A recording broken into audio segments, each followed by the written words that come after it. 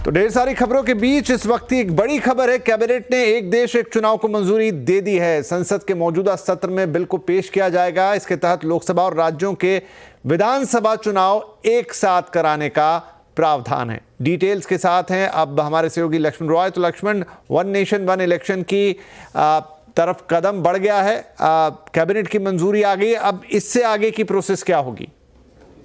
देखिए, कैबिनेट से इसे मंजूरी मिली है और मंजूरी मिलने के बाद अब इसे अगले कुछ ही दिनों में आप देखेंगे कि संसद के मौजूदा सत्र में इसे लोकसभा में पेश किया जाएगा और लोकसभा में पेश करने के बाद उसकी जो खासियत है वो बताई जाएगी और फिर इसको ज्वाइंट पार्लियामेंट्री कमेटी यानी जेपीसी के पास भेज दिया जाएगा। अब जेपीसी कितना समय लेती है उसके समय सीमा भी तय की जाती है। जब जेपीसी के पास भेजा जाता है तो हो सकता है कि बजट सत्र या उसके अगले सत्र तक की समय सीमा रखी जाए और फिर जेपीसी में जो अलग अलग लोगों के सुझाव आएंगे उन सुझावों को भी शामिल करने की सरकार कोशिश करेगी। यहाँ यह भी कहा जा रहा है कि राज्यों के विधानसभा के जो अध्यक्ष हैं उन लोगों को भी बुलाया जाएगा, उनसे भी उन सुझाव मांगे जाएंगे और फिर जेपीसी की कमेटी की जो सिफारिश आएगी, सिफारिश के आधार पर कैबिनेट नोट फिर से एक संशोधित बनाया जा सकता है और उसको मंजूरी मिलने के बाद लोकसभा से पारित कराया जाएगा, राज्यसभा से पारित कराया जाएगा। चूँकि इसके लिए संविधान संशोधन बिल होगा, ये संविधान संशोधन करना पड़ेगा। तो उसके बाद फिर कम से कम 15 राज्यों से पारित कराना होगा। वहां से पारित होने के बाद तब ये बिल जो है कानून की शक्ल लेगा। और वैसे जिस कमेटी के आधार पर, पूर्व राष्ट्रपति रामनाथ कोविंद कमेटी के आधार पर इस बिल को तैयार किया गया है, इस कमेटी ने अनुमान जताया था कि अगर सिलसिलेवार ढंग से चला गया तो 2029 का लोकसभा चुनाव जो है एक देश एक चुनाव के तहत कराया जा सकता है। तो मुझे लगता है कि हो सकता है कि ये भी सरकार की एक मंशा हो कि अभी से इसमें लगा जाए ताकि 2029 तक एक देश एक चुनाव को साकार किया जा सके।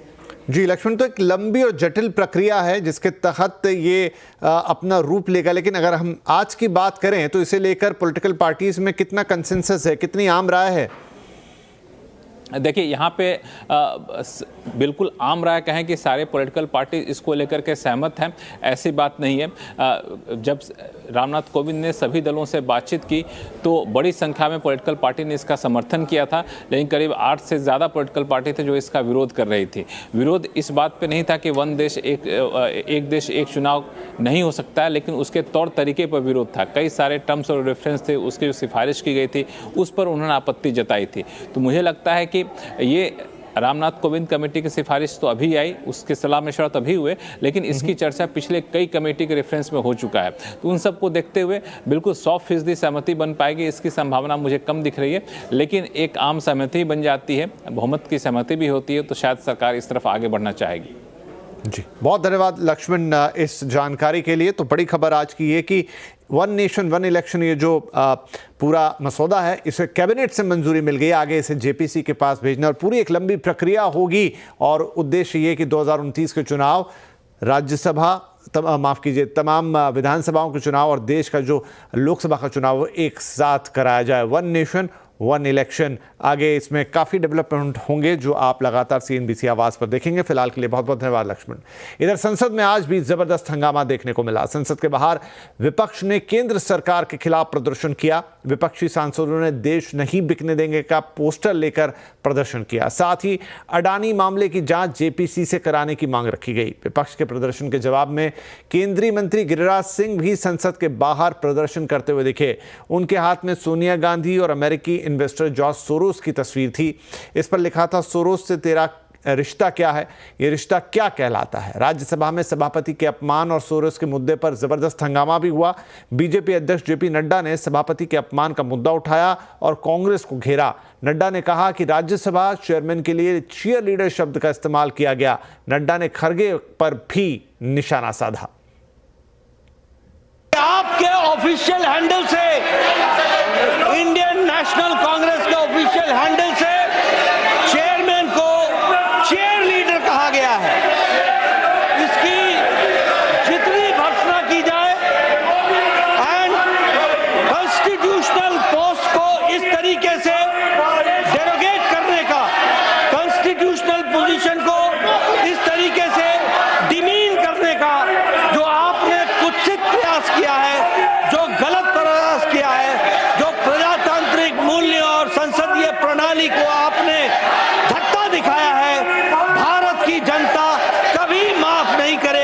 नेशनल कांग्रेस को और कांग्रेस पार्टी को। इधर नड्डा के बोलने के दौरान विपक्ष ने जमकर हंगामा किया और कांग्रेस अध्यक्ष मल्लिकार्जुन खड़गे ने कहा कि जानबूझकर मुद्दे को भटकाने की कोशिश की जा रही है। सर, मैं बड़े गंभीरता से उनकी बात सुनी, लीडर ऑफ द हाउस। उन्होंने ये कहा कि जो चेयरमैन साहब बात करते हैं तो उनके ऑर्डर के खिलाफ, उनके जो निर्णय रहते हैं उसके विरुद्ध कोई बात नहीं करना चाहिए। ये कंटेम्प्ट होता है, उन्होंने कहा। सर, मैं एक बात बताना चाहता हूँ, ये लोग अपने विषय को भटकाना चाहते हैं। कांग्रेस सांसद राहुल गांधी आज हाथरस रेप पीड़िता से परिवार से मिलने पहुंचे। उन्होंने 45 मिनट तक परिवार से बातचीत की। राहुल ने अचानक दौरे का प्लान बनाया। राहुल सुबह 7 बजे दिल्ली से हाथरस के लिए निकले थे। इसी साल 2 जुलाई को पीड़ित लड़की के पिता ने राहुल को चिट्ठी लिखी थी। इसमें कहा था कि वो 4 साल से कैद में है, न कोई रोजगार है और ना ही रोजगार के लिए कोई बाहर जा पा रहा है। सरकार ने वादे भी पूरे नहीं किए। हाथरस में 14 सितंबर 2020 को दलित युवती के साथ दरिंदगी हुई थी। 29 सितंबर 2020 को युवती ने दिल्ली के सफदरजंग अस्पताल में दम तोड़ दिया था। पुलिस ने घर वालों की सहमति के बिना युवती का रात में ही अंतिम संस्कार कर दिया था। राहुल के हाथरस दौरे पर यूपी के डिप्टी सीएम ब्रजेश पाठक ने कहा कि राहुल हताश हैं और यूपी को अराजकता और दंगों की आंख में झोंकना चाहते हैं। राहुल गांधी जी, आप दिग्भ्रमित हैं। आपके अंदर निराशा का भाव है, आप फ्रस्ट्रेशन का शिकार हैं। आपको पता ही नहीं है कि हाथरस में सीबीआई ने जांच कर ली है। कानून के तहत माननीय अदालत में मामला चल रहा है। जबकि आप दूसरी तरफ, कभी हम देखते हैं आप संभल जाना चाहते हैं, कभी अलीगढ़ जाना चाहते हैं। पूरी तरह से आप डिरेल्ड हो चुके हैं। आपसे मेरा अनुरोध है, उत्तर प्रदेश आज नंबर 1 का राज्य इंफ्रास्ट्रक्चर के मामले में, कानून व्यवस्था के मामले में बनने के लिए तेजी के साथ आगे बढ़ रहा है। उत्तर प्रदेश की कानून व्यवस्था की चर्चा पूरे राष्ट्र में होती है। आज हम कह सकते हैं औद्योगिक क्रांति उत्तर प्रदेश में आ रही है। जबकि आप उत्तर प्रदेश को अराजकता की आग में, दंगों की आग में झोंकना चाहते हैं, लोगों को भड़काना चाहते हैं। अब आज की एक और बड़ी खबर, प्लेसेस ऑफ वर्शिप एक्ट 1991 के तहत देश में अभी कोई नया मुकदमा दायर नहीं होगा। इस कानून की संवैधानिक वैधता को चुनौती देने वाली याचिकाओं पर सुनवाई के दौरान सुप्रीम कोर्ट ने केंद्र सरकार से इस पर अब हलफनामा दायर करने के लिए कहा है। कोर्ट की कार्रवाई का पूरा डिटेल लेते हैं हमारे सहयोगी असीम मनचंदा से। तो असीम, आज सुप्रीम कोर्ट इस मामले की सुनवाई कर रहा था और क्या डिटेल्स हैं, क्या कहा है कोर्ट ने? देखिए, केंद्र सरकार 1991 में एक प्लेसेस ऑफ वर्शिप एक्ट लेकर के आई थी। इस एक्ट के तहत 1947 से पहले बने जो भी मंदिर मस्जिद है, उनके स्ट्रक्चर के ऊपर एक तरह से रोक लगा दी थी कि इनके जो स्ट्रक्चर जहां पर है उसका कोई भी चेंज नहीं होगा उसके अंदर। तो इसको लेकर के सुप्रीम कोर्ट में आज बहुत सारी याचिकाएं दायर की गई थी और उसके मामले की आज सुप्रीम कोर्ट में सुनवाई हुई थी। सुप्रीम कोर्ट ने पाया कि अभी तक इस मामले में केंद्र सरकार ने अपना जवाब दाखिल नहीं किया। सुप्रीम कोर्ट ने कहा कि केंद्र सरकार का जवाब काफी अहम है। जब तक केंद्र सरकार अपना जवाब दाखिल नहीं कर देती है, तब तक हम इस मामले की सुनवाई नहीं करेंगे। सुप्रीम कोर्ट ने यह भी कहा कि जब तक हम इस मामले की सुनवाई कर रहे हैं, तब तक कोई भी अदालत नया केस इसको लेकर के रजिस्टर नहीं करेगी। सुप्रीम कोर्ट ने यह भी कहा कि कोई भी अदालत इसको लेकर के, मस्जिद या मंदिर के सर्वे को लेकर के कोई आदेश नहीं देगी। और सुप्रीम कोर्ट ने यह भी साफ कर दिया कि अदालतें अपना अंतिम फैसला नहीं देंगी। तो कुल मिलाकर के सुप्रीम कोर्ट ने एक वर्चुअली रोक लगा दी है। जो भी प्रोसीडिंग्स अलग अलग कोर्ट के अंदर चल रही थी, जब तक सुप्रीम कोर्ट इस पूरे मामले की सुनवाई नहीं करता, तब तक उन जो भी मामले चल रहे हैं उनके ऊपर रोक जारी रहेगी। ये भी बता दूं कि पूरे देश में करीब 18 केस रजिस्टर हैं जो कि 10 जगहों को लेकर के किए गए हैं। तो उनके ऊपर एक वर्चुअली रोक अब सुप्रीम कोर्ट की तरफ से आती हुई दिखाई दी है। सुप्रीम कोर्ट ने केंद्र सरकार को जवाब देने का वक्त भी दिया और 8 हफ्ते के बाद, यानी कि पूरे 2 महीने के बाद सुप्रीम कोर्ट दोबारा से इस मामले की सुनवाई करेगा और तब तक बाकी जगह पर रोक जारी रहेगी। जी असीम, बहुत शुक्रिया इस इंपॉर्टेंट अपडेट के लिए। तो सुप्रीम कोर्ट ने फिलहाल सभी अन्य कोर्ट से कहा है कि वो इस मामले में कोई सुनवाई, कोई फैसला, किसी तरह की कार्रवाई ना करें। अब सब कुछ सुप्रीम कोर्ट इस पे करेगा। तब तक अन्य अदालतों में फिलहाल ये जो प्लेसेस ऑफ वर्शिप एक्ट है उसको लेकर कोई भी कार्रवाई नहीं होगी। बहुत धन्यवाद असीम।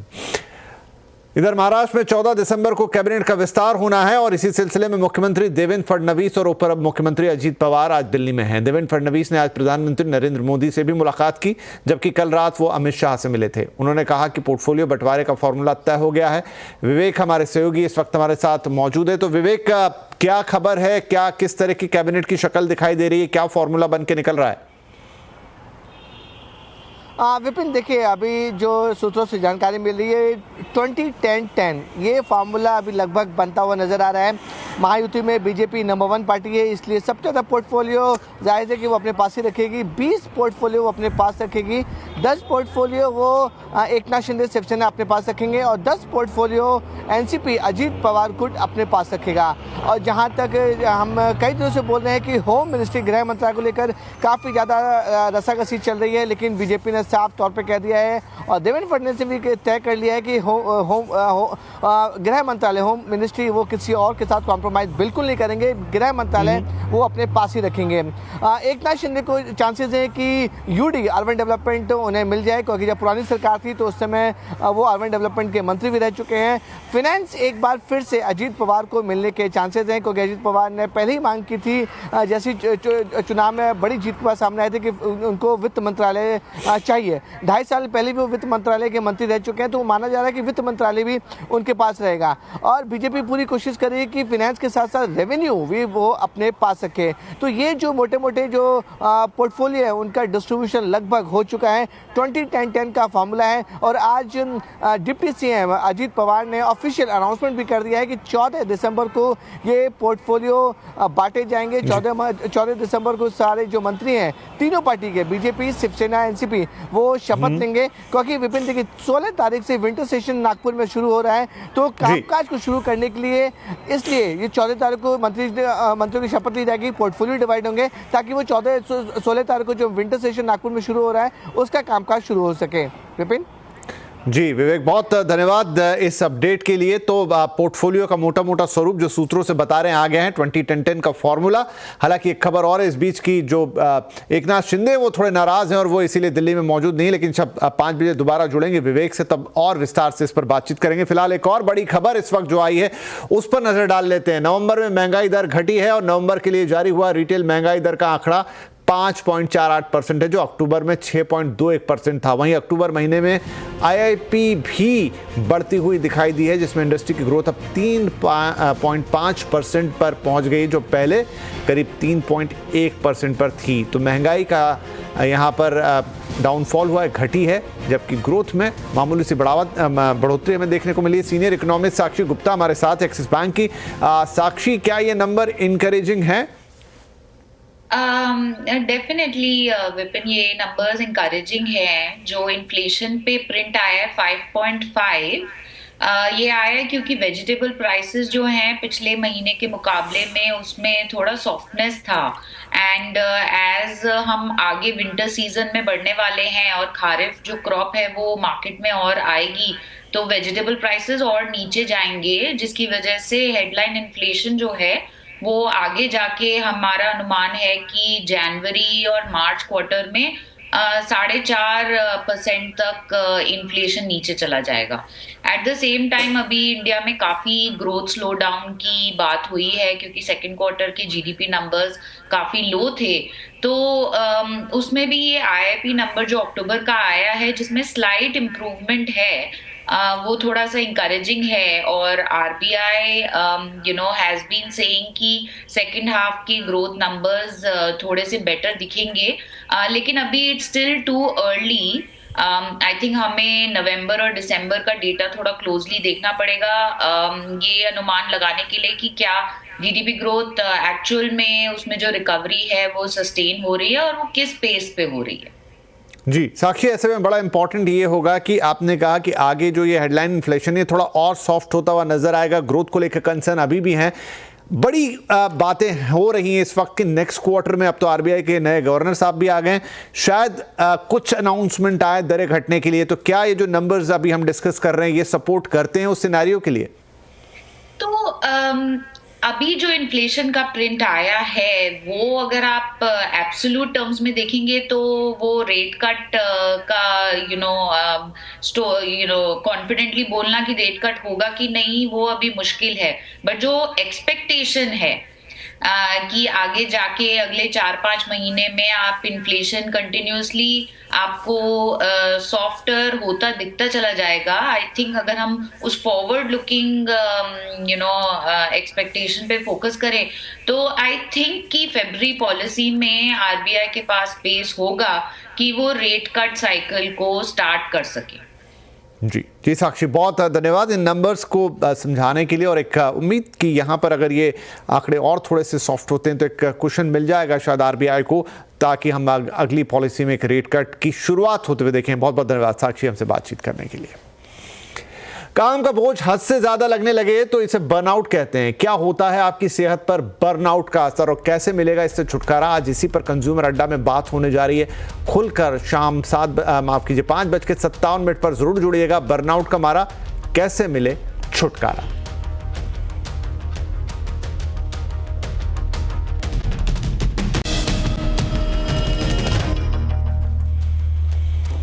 वेलकम बैक, आप देख रहे हैं आवाज समाचार और बात करेंगे बाजार की। वीकली एक्सपायरी के दिन बाजार आज ऊपर से फिसल कर बंद हुआ। सेंसेक्स 236 पॉइंट गिरा तो निफ्टी 93 पॉइंट फिसल कर बंद हुआ है। मिड कैप स्मॉल कैप शेयरों में आज मुनाफा वसूली देखने को मिली।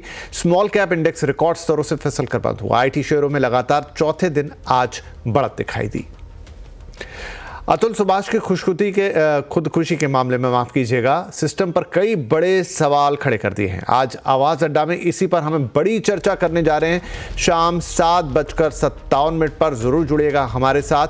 अतुल की मौत जिम्मेदार है सिस्टम, आज का आवाज अड्डा।